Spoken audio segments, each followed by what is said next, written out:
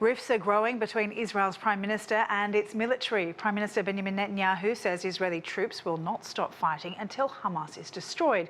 But a top Israeli commander is now saying that's impossible, raising questions about how long the fighting will go on.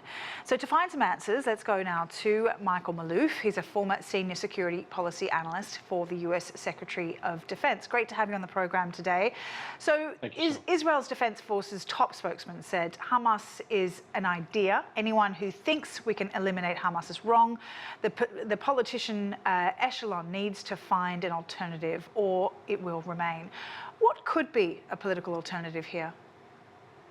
Well, that's the standing question, because what the general was referring to was what is the plan after they are able to defeat Hamas militarily. Even that's in question. In as far as destroying Hamas as an ideology, as a concept, he basically said, "You're not going to do that. How do you shoot the ideas out of people's heads?" And because most of the people in Gaza voted for Hamas, and that's why they stayed around for so long.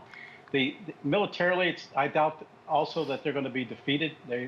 Not all of their regiments have been taken out. But the critical question, I think, what the general was getting at is what's the day after plan? What do we do in terms of administering Gaza, and for that matter, West Bank, after the shooting has halted? And no one has an answer for that. I think we're seeing something evolve right now where the Netanyahu government, along with Smotrich, one of his radical ministers, are basically saying they're going to take out the military administration, but impose a civilian. They don't want the Fatah, which in the West Bank.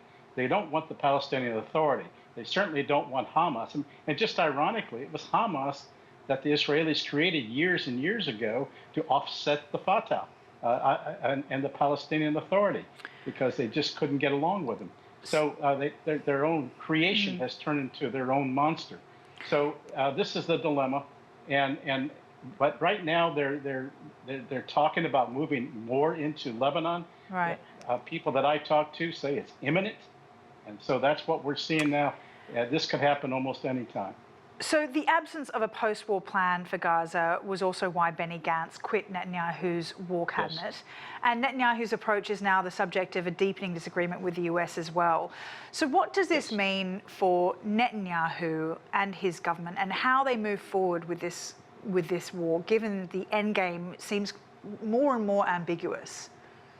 Well, I think the United States' position will be to try and work with Netanyahu toward a solution. But what the United States wants is a two-state solution, which Netanyahu is fundamentally against. But what we're seeing in terms of reality is that the United States has basically conceded the lead to Netanyahu in this crisis.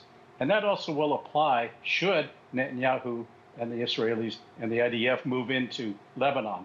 That's the warning that was given just the other day by the U.S.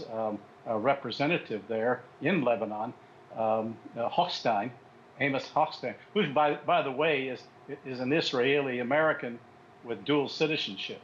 So he's looking out for the interests of Israel. And he basically said the United States will support Israel in the event that the IDF decides to go into Lebanon. So the die has been cast, so we're going to see what happens. And Nasrallah, Saeed Nasrallah, who is the Secretary General of Hezbollah, basically said they intend to go full force should Israel attack. And from what I understand, Hezbollah is an army of 50,000 or so, and larger by the year. What could that mean if Lebanon then gets involved? Because we're not just talking Hezbollah here, we're talking Lebanon as a country too. Does that mean an all-out regional war? Would other Arab players get involved? Yes, it's my understanding that should Israel go into Lebanon, Iran may get directly involved. And they've already shown once that they can do a direct attack on Israel itself. And I doubt that they would hesitate to do it again. Even though they're going to be going into elections. Ultimately, the new president of Iran is going to be one of the arch conservatives that we saw with President Raisi before his death.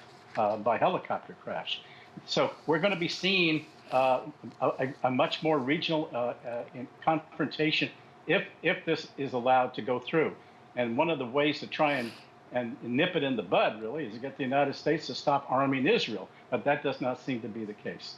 And that's been already reinforced by Hochstein, the U.S. representative. All right, unfortunately, we'll have to leave it there. Michael Maloof, really appreciate your time today. Thanks, Sal.